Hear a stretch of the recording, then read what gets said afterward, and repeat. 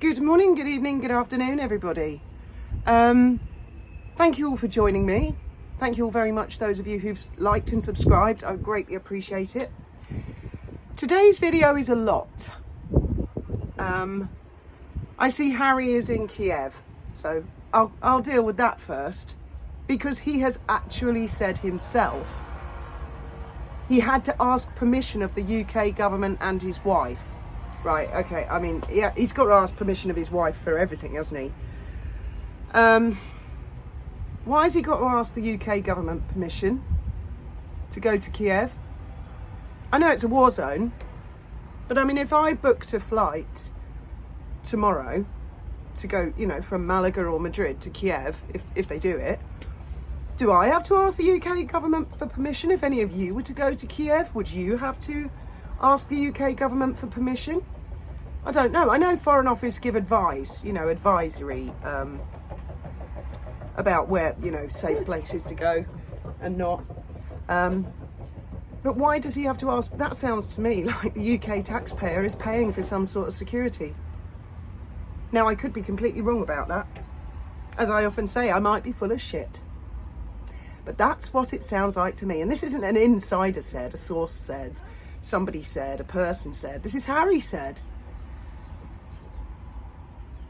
He's also going to bring his kids to the UK so they can get to know his father. That's very nice. When is he going to take them so they can get to know their other grandfather, who's of advanced years and not feeling very well? And perhaps the cynic in me is thinking he only really wants a relationship with his father because he wants money, titles, palaces, security, position. And he's realised that he himself has right royally fucked his own life up. So he's trying to wheedle his way back in. Whereas poor William, who's been absolutely stoic, loyal, life man and liege, was it not, at the coronation? So that is a genuine question for you guys. Do any of you know why Harry would have to ask the UK government permission? Because I honestly don't know. I mean, is that just a general courtesy because he is a high profile target? Did he ask the UK government permission the last time he went to Ukraine? And the other thing is he's going to go and see the lovely Olga. So I suppose that's why he had to ask the missus permission to go and be photographed with the blonde. Just hazarding a guess. I can see where this is going. Don't anybody be surprised. Do you know what? I did a video, I think it was 18 months, 2 years ago, where I said, don't be surprised if Harry comes back to the UK. And I think it was about 4 months before, yeah, he started all this. Now, the Children in Need donation. I don't know what date Children in Need do their Red Nose Day with the BBC, but is there going to be a starring role on Red Nose Day for Harry?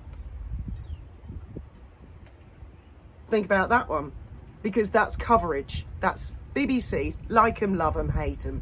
They're uniquely funded, you know, by the licence fee. Pretty much a lot of people will watch it because they support the charity. And Red Nose Day, they tend to have celebrities and they do skits and stuff. Personally, I don't find it particularly funny or entertaining. I never did, but it's a way of raising money. I think it was the late Terry Wogan who sort of was one of the people who championed it in the early days. But I mean, it is a way of reaching the British public and saying, I'm cutesy wootsy with a red nose. So don't be surprised about that one. He'll be on that balcony soon. Unless there's a shift in dynamic at the palace, and I think you all know what I'm talking about there, and so I'm putting it delicately. You'll see him on the balcony, I think, probably Sandringham for Christmas, maybe a walk to church, heavily armed with police all the way down the walk. Mark my words, my friends. Now, I want to talk about something else, because I did a video a few days ago about how some people are worth bothering with and some people are not. And I want to come back to this guy. As you all know, this guy has been a huge critic of mine, to put it mildly. But I have subscribed to his channel and I have listened to some of his lives. His lives are much better than his videos. He does these very sort of short videos. He's deleted or privatised all of his content for some mysterious unknown reason in recent days. And no doubt he will say and do extraordinary and peculiar things about perhaps me and my family. I don't know. We have not been his focus lately. But I see some sort of equality there. This is not normal trolling, okay? I don't actually see this guy as a troll, and I don't think I ever have. He's different. He's a standalone. He's very, very softly spoken. He's sounds to me a little shy, and the more I've listened to him, and as I say, he's privatised everything now, I'm now seeing this in a completely different way. He talks a lot about truth and justice. He has lots of questions. I did go up on a live with him a week or two back, and he asked me questions directly and I answered them. And then in his mind, that's it. Good, that one's finished. And it's like he cannot move on until he gets the answer to the question. And fair enough. And he is an inquisitive person and he does ask questions, which I applaud. Now,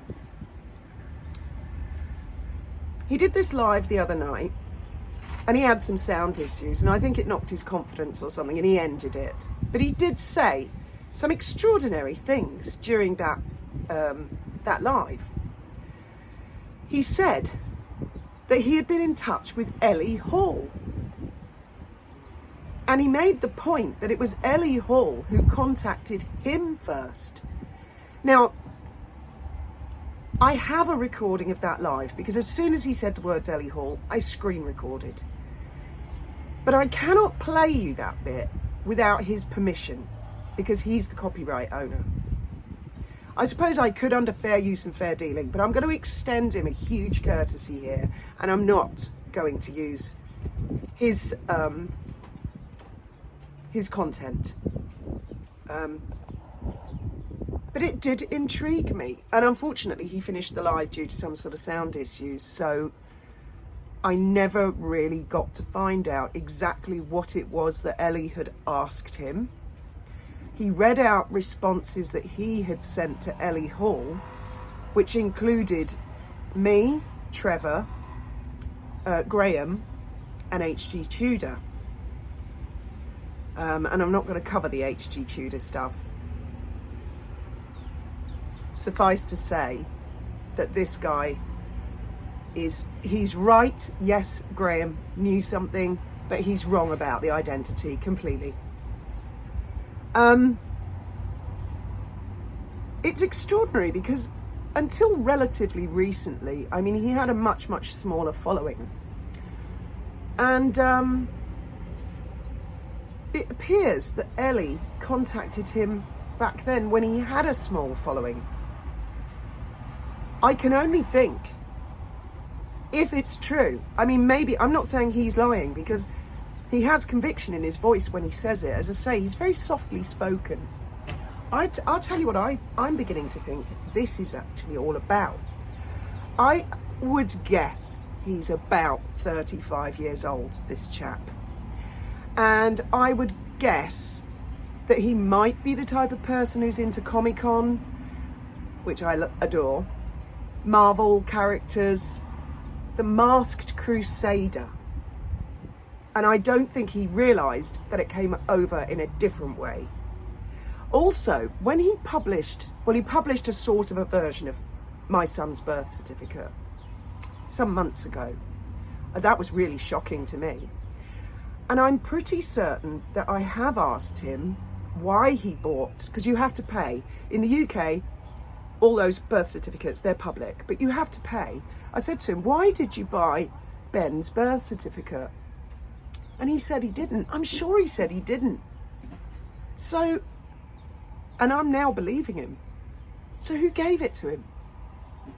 And the point he was making when he featured it in a video was that my name was different on Ben's birth certificate to the name I have now. I changed my name when I got married. And he's the guy who asked me to show my marriage certificate, which I did, to prove that I am Ben's mum, that it's a thing in England. England and Wales, well, I think in lots of countries, you can change your name, especially on a marriage certificate. And once I answered that question, once I showed the marriage certificate, like I say, that was an explanation for him. Not that he has any right to demand, but I'm thinking we're looking at, I'm only guessing, that he sees himself as the masked crusader of YouTube. Do you see what I mean? He seems to want answers. And I mean, he's provided an enormous, if that really, really was Ellie Hall contacted him. And I believe he believes that. But it could have been someone else pretending to be Ellie Hall in an email. So I don't know. That's something he would have to answer. And I mean, I've shown my marriage certificate. I've been up on his live. I've answered a lot of his questions. So I hope he would do a live where he could explain more. I know that there's a little bit of a lack of confidence, and especially reading things out loud, and me too, dude, me too. That's exactly how I've felt for years. So I just wanted to put that out for what it's worth. There is a connection now between this guy who was an enormous critic, to put it mildly, of mine, Trevor, Graham, our daughter, our son, and other YouTubers. And like, he's seeking answers, whereas at the time we took it very, very much as an attack. I mean, maybe it was an attack. I haven't checked my email in a long time. The last time I looked in, there's like over 2,000 unread emails. So I'm really sorry to anybody who's sent me emails. It's just not working. I might even close it down because it's such a lot. And there's such a lot going on with the boat. So the best way anybody can talk to me is through the comments. Or perhaps this guy will do a live where he will verbally give me permission to play that small part where he says Ellie Hall. He's been in touch with Ellie Hall, and it was actually Ellie who contacted him first. And then I have a copy of it, but I will not use it without his permission. And then I would be happy to give his channel a shout out so that you guys can go and look at him. I mean, at the moment, he has no content. He has a lady who's a friend of his, another YouTuber, who I feel looks out for him, and that's kind of nice. I have no idea what his backstory is, but he is unusual. There's something, and I don't just mean wearing this, there's an unusual quality to him in his voice. So if he will give me permission to play that, I will happily play that to you guys. I mean, I could just go ahead, stomp all over his rights, and I doubt anything would come of it. But I've had it from other people that Ellie Hall's been involved and has been in touch with some of the Atalanta crew. But again, I have to wait for permission to release that. Getting back to Harry, who I believe, Ellie Hall, Christopher Boozy, Meghan Markle, Prince Harry, they're all pissing in the same pot. I see them all as the same people. Of course, Ellie lost her job, didn't she? And she's freelance now. There seems to be, they're going to go after Tudor. Anyway, yeah, there's old Harry, full of smiles. I know a lot of people say, oh, he looked miserable when he left St James's Palace. Let's call it what it is. I don't think you can deduce much from one photograph at all. And he seems to be happy bouncing as a flea in a war-torn country, Ukraine, right now. Didn't he say, Harry that is, wasn't it a couple of months ago, he said, oh, I can't imagine ever bringing my children to the UK. It's far too dangerous. Where's all that danger gone? He's just been back to the UK, been touring here, there, everywhere. He's just fine. He's not frightened to the UK. Then he goes to Ukraine. Of course, he's done Jamaica. He's done Colombia. He's done quite a few dangerous places, hasn't he? All that's flown out the window, hasn't it? Now, there's talk he's going to bring the children to meet Pa. I can see where this is going. Maybe I'll be wrong. Maybe I'll be proved wrong. seems to follow a certain pattern, a certain rhythm. I hope that the Prince and Princess of Wales and their family are okay and are cool with all this. I see there's still some sort of PR campaign having a go at them, you know, work shy and all that bollocks. They struggle, you see, to find something to criticise William and Catherine for because they're so fabulous. They're so natural, they're so down to earth, you know. I bet the press have been digging around for skeletons for years. And there was that made-up story about Rose Hanbury. Who was it who started that rumour now? I think it might be someone who's married to Harry. I'm not sure about that one, actually. I hear a lot of talk of, oh, it was only a this meeting, it was only a that meeting, and blah, blah, blah. Yeah, whatever. As I say, time will tell. We shall see. No one knows what the future holds. Better make the best of today because we don't know what's coming tomorrow. And I'll leave you with that thought on the Friday. I'm going to get on working the boat, and all sorts of things are going to be going through my head, and I am still thinking whether I'm a monarchist anymore. That's going to go on a while. There's conflicts of interest. It's well, since I was a kid, I was brought up to believe that I was wrong about everything and I was bad. All kids were, you know, you're naughty, you're bad. It was all respect your elders and stuff.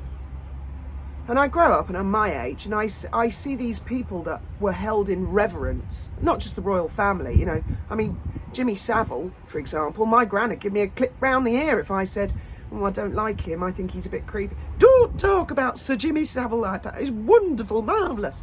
You know, you grow up and you become an adult and then you find out, because I had my elbows on the dinner table, I wasn't actually that bad. Apparently some bloke was stuck up some other bloke doing something to some kids somewhere, you know, and you're like, whoo.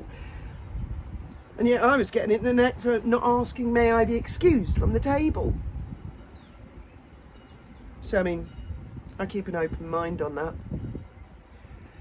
All men and women are equal. And animals. And children. That's not what a monarchy is about. A monarchy is not about one human being being more powerful or more in touch with God or more superior. It's not about that these days. It's not about bending the rules.